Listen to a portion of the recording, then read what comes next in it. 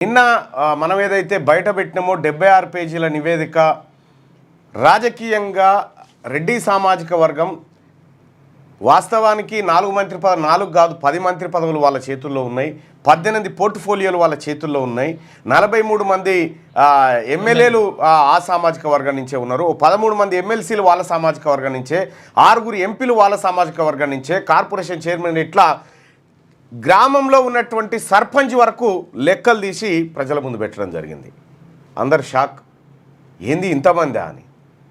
అంటే ఒక రాజకీయ వ్యవస్థలో ఏ రకంగా వీళ్ళంతా తిష్టవేసి కూర్చొని వీళ్ళు మన మంచి కోరుతారు, మన కులగణన చేస్తారు, మనకు అవకాశాలు ఇస్తారని మనం పొరపాటున నమ్మితే ఏం జరుగుతుందో ఇది ప్రజలు అర్థం చేసుకోవాల్సినటువంటి విషయం. ఇంకా అదే కాదు ఇంకా అందులోకి రాని లెక్కలు చాలా ఉన్నాయి. ఆ వర్క్ కూడా ఫుల్ఫిల్ చేస్తూ ఉన్నాం. అందులోకి రాని లెక్కలు కూడా అనేకం ఉన్నాయి. 76 పేజీల నిండా వాళ్ళ రాజకీయ చరిత్ర రాస్తే. సోదరులారా, ఇక్కడ భారత రాజ్యాంగంలో ఆర్థిక, రాజకీయ, సామాజిక ఇవన్నీ చెప్తా ఉంటాం. సమానత్వాల గురించి, సామ్యవాదం, సమానత్వం, సౌభాతృత్వం ఇవన్నీ చెప్తా ఉంటాం మనం సమానత్వం గురించి.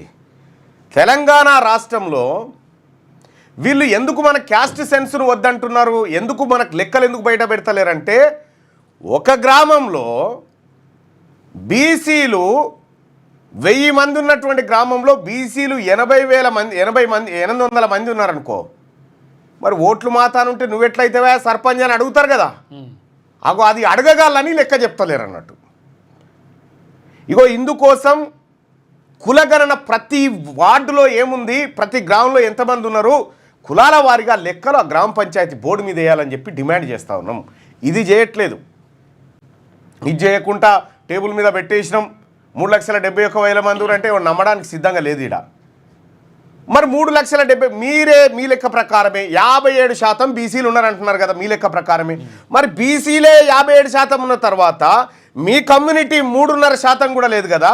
మరి 3.5% లేనటువంటి మీరు 36% ఎమ్మెల్యే సీట్లు ఎట్లా అనుభవిస్తున్నారు? మరి అంటే రిజర్వేషన్ ఎవడు అనుభవిస్తుండు? ఇక ఓవైపు రిజర్వేషన్ ఫలాలు మనకు చూపెట్టి ఇక్కడ వస్తుందని చూపెట్టి 3% లేనోడు 36% ఎత్తుకొని పోతా ఉన్నాడు. ఎంపీలల్లాదే, ఎమ్మెల్సీలల్లాదే, ఎంపీటీసీలు, జెడ్పీటీసీలు, కార్పొరేషన్ చైర్మన్, ఒక్కటి కాదుగా ఇన్ని రకాలుగా టికెట్లు ఇయ్యరు, గెలుపు గుర్రాలు. ఎందుకంటే బీఫామ్ల పంచాయతీ, మనం బీఫామ్ల కోట్లేస్తాం కదా, మనని బీఫామ్ల కోట్లేస్తట్టు చేస్తారన్నట్టు. కాబట్టి వీళ్ళకు ఇది బీఫామ్లు వర్సెస్ బీసీల మధ్య జరిగేటువంటి యుద్ధమే భవిష్యత్తులో. స్థానిక సంస్థల ఎన్నికల్లో నేను ఇప్పుడు చెప్తా ఉన్నా, స్థానిక సంస్థల ఎన్నికల్లో ప్రతి జనరల్ సీట్లో బీసీ అభ్యర్థి బలమైన శక్తిగా నిలబెడతాం. రేపు ఇంకో ఏడాది దాకా పెట్టేంత సీన్ అయితే ఆయనకు లేదు. కానీ ఎప్పుడు ఎన్నికలు వచ్చినా బీసీలు రాజకీయంగా యుద్ధ క్షేత్రంలోకి దిగడం ఖాయం. ఇదొక అంశం.